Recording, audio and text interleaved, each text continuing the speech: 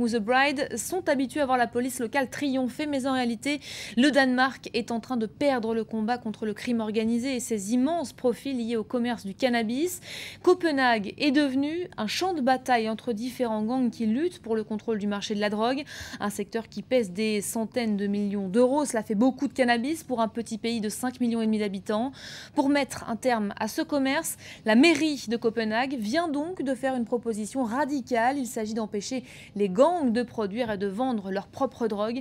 C'est un reportage, vous allez le voir, signé Malcolm Brabant.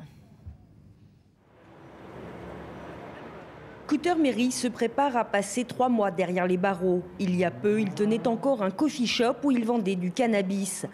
Je trouve que le régime de prohibition du cannabis, tel qu'il est appliqué au Danemark, est absurde. Je pense qu'il devrait légaliser son usage au niveau récréatif, mais également autoriser les médecins à prescrire du cannabis pour les patients qui en ont besoin. Enfin, les autorités devraient laisser des entreprises privées danoises faire les démarches nécessaires pour obtenir une licence, produire et distribuer du cannabis, et ce de manière strictement contrôlée, réglementée. Christian est un travailleur de l'ombre du très lucratif commerce du cannabis. Lui aussi est favorable à un changement de législation qui donnerait une légitimité à ses activités. Il produit et vend de la marijuana à des fins médicales. Si la municipalité de Copenhague arrive à ses fins, la production de cannabis sortirait des ténèbres. Elle serait produite de manière légale dans des serres appartenant à la ville. Nous souhaitons que le cannabis médical soit autorisé à la vente en pharmacie, car nous faisons face en ce moment à une guerre des gangs pour le contrôle des marchés de la drogue. Nous souhaitons leur couper cette source de revenus.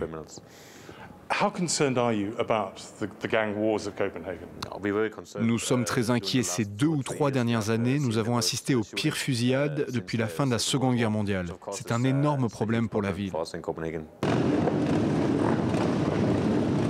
Cette parade illustre le pouvoir d'un de ces gangs, considéré par les autorités comme l'un des acteurs majeurs du marché du cannabis.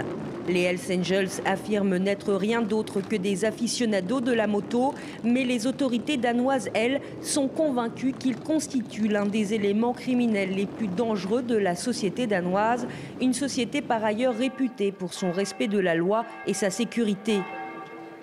Ce jour-là, des centaines de Hells Angels sont réunis pour rendre hommage à Michael Brockside, l'un de leurs chefs condamnés pour meurtre. L'homme s'est pendu alors qu'il était en garde à vue après une série de perquisitions menant à l'arrestation de 80 personnes et à la saisie d'1 million d'euros en liquide, d'or et de drogue d'une valeur de 6 millions d'euros. Il faut à tout prix sortir des sentiers battus, car jusqu'à ce jour, la guerre contre le crime organisé est un échec, il faut bien l'admettre. Cette proposition de la ville de Copenhague pourrait à la fois affaiblir le crime organisé en privant ces gangs violents d'importantes sommes d'argent, mais également mieux respecter les libertés individuelles. Bon nombre de personnes voudraient pouvoir consommer des drogues douces de manière récréative. Le projet initié par les sociodémocrates qui occupent la mairie de Copenhague fait en outre écho au sondage qui montre que les Danois sont favorables à la dépénalisation de la marijuana. Mais à la grande satisfaction de l'opposition conservatrice, le gouvernement du pays, pourtant social-démocrate lui aussi, est opposé à un changement de législation. Je ne crois pas que ce soit le rôle d'une municipalité que de produire de la drogue et de la vendre aux citoyens. Les drogues sont dangereuses et nous ne devrions pas encourager une augmentation de leur consommation. Retour à la plantation illégale de cannabis. Christian lui aussi est opposé à ce projet de loi, mais pour d'autres raisons. Ces activités resteraient en effet illégales. En l'état, ce projet risque d'aider le marché criminel à se développer encore plus. La seule chose qui changera, c'est qu'il y aura juste un dealer de plus sur le marché de la drogue, en l'occurrence la municipalité de Copenhague.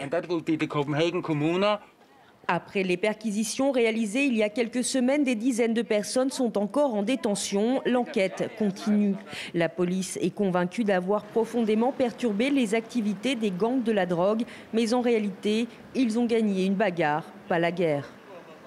Je pense que nous n'arriverons jamais à remporter cette guerre contre les drogues. Les drogues seront toujours là. Et ceci s'applique à d'autres types de crimes. On ne va pas se débarrasser des crimes.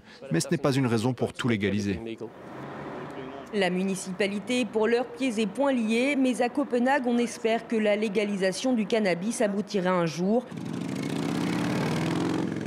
Mais après la mort de Michael Brookside, nombreux sont ceux qui craignent que les bandes rivales lancent une offensive pour gagner du terrain et des marchés. Une nouvelle flambée de violence semble inévitable.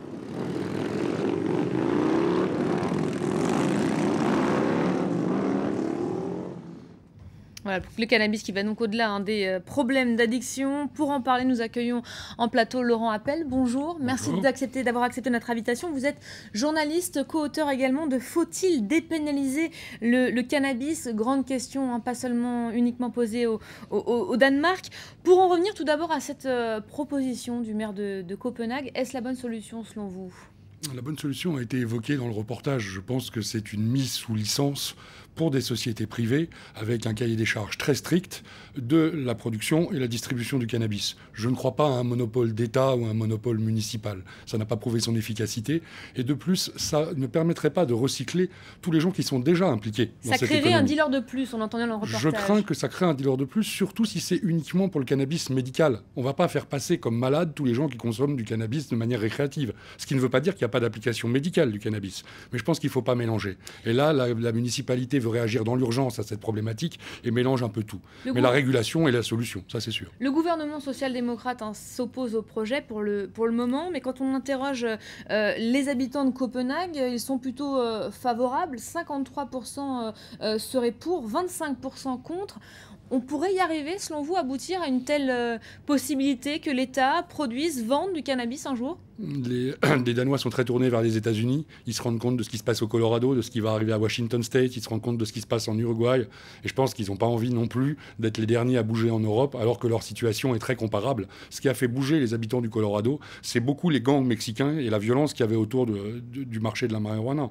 Donc ils pensent que la même solution peut s'appliquer chez eux et ça paraît logique. Justement, quel problème cela pourrait poser si l'État se voyait confier ce contrôle, cette production et cette vente? Un problème éthique, déjà, on l'évoquait dans le reportage. A priori, ça n'a pas posé de problème éthique à l'État du Colorado. Ils ont créé une agence du cannabis qui a créé un guideline très compliqué, très complexe. On n'ouvre pas comme ça un pot shop ou une opération de culture de marijuana au Colorado. Il y a des règles très très strictes et peu de gens ont pu y rentrer jusqu'à présent. On entend parler de 250 demandes, mais il y a à peu près 50 boutiques qui opèrent et une quarantaine de sociétés. Donc c'est pas si facile que ça. Et je pense que c'est nécessaire. On a besoin d'une sécurité sanitaire et d'une sécurité publique autour de ce marché qui est un marché de consommation de masse. Qu'il y ait un réel encadrement. Alors justement, on va à nouveau évoquer ensemble cette question de la violence. D'où vient cette recrudescence de la violence dans le trafic du cannabis? Elle vient d'une modification structurelle du marché du cannabis qui ne fonctionne plus uniquement, voire de moins en moins, sur de l'import-export sud-nord, de produits peu chers faits par des paysans du Sud en direction des marchés du Nord. Mais maintenant, on produit le cannabis, comme d'autres drogues de synthèse aussi, de la même manière, le plus près des consommateurs. Et donc le contrôle de cette production amène à une violence qui était avant l'apanage des pays du Sud. Ça ne nous intéressait pas trop quand c'était des peones mexicains qui se faisaient massacrer. Maintenant, le contrôle des plantations, le racket des cultivateurs ou l'attaque des plantations, parce que c'est des endroits qui représentent beaucoup d'argent quand on y réfléchit, beaucoup plus que des banques maintenant, devient une spécialité criminelle très répandue en Europe, et pas qu'au Danemark. Pas du tout qu'au Danemark. La violence qui est arrivée aux portes de l'Europe, en France notamment, on l'a vu cette année, peut-être plus que les autres, à Marseille, dans le sud. Ça fait 4 ans maintenant qu'on est témoin d'une grande guerre pour le contrôle du marché dans 2 départements majoritairement, même 3, à Grenoble, en Seine-Saint-Denis et à Marseille. À Grenoble, on en reste encore à peu de morts. En Seine-Saint-Denis, ils ne savent pas tirer, ils ne font pas beaucoup de morts. À Marseille, ils sont très efficaces. Et effectivement, on est à plus de 50 morts sur 3 ans. Alors justement, c'est une violence pour l'instant qui s'illustre, qui concerne les gangs entre eux. Est-ce qu'on peut imaginer qu'elle puisse déborder sur les villes, sur la population? C'est un exemple de gangstérisme à l'américaine. Et on a bien vu que là-bas, à un moment donné, les armes automatiques sont compliquées à contrôler. Et qu'avec les shoot-back drive, on a eu des dégâts collatéraux très importants et des gens, des innocents qui étaient touchés. Mais je pense que les gens dans les cités sont déjà touchés par cette violence. Parce que quand on voit des gens en bas de la cité avec des détecteurs de métaux, avec des gilets pare-balles ou exhibant des 9 mm, comme ça existe maintenant dans pas mal d'endroits, j'en ai été témoin avec une équipe de journalistes néerlandais il y a 2 ans à Sevran. Je pense pas que les gens qui habitent dans ces quartiers sont dans de bonnes conditions. Et je pense que cette violence s'exerce déjà sur eux. On vient de changer de gouvernement en France. Est-ce que vous pensez que la question est suffisamment prise au sérieux aujourd'hui ? Je pense que Manuel Valls, en tant que ministre de l'Intérieur, n'a absolument pas pris la dimension de la problématique et a voulu nous resservir des vieilles recettes. Il faut voir sa proximité avec Alain Boer et Xavier Hofer, qui sont des tenants de l'intervention de l'armée dans les quartiers. Est-ce qu'on y arrivera? On a vu les images du Brésil. Là-bas, c'est plusieurs unités de police et de gendarmerie et d'armée qui ont été corrompues les unes après les autres dans les ghettos. Et c'est ce qu'on reproche au BOP actuellement. Veut-on la même chose? Veut-on la même chose à Marseille? On a vu la brigade des quartiers nord de Marseille, ce que ça a donné. Est-ce qu'on a envie de corrompre la Légion ou de corrompre notre armée? Je ne pense pas. Laura Pelle, merci beaucoup. Merci à vous. Pour votre témoignage, pour votre éclairage. C'est la fin de ce focus, la fin également de cette première demi-heure d'info. Vous restez évidemment avec nous. On se retrouve dans un instant pour un nouveau journal. À tout de suite.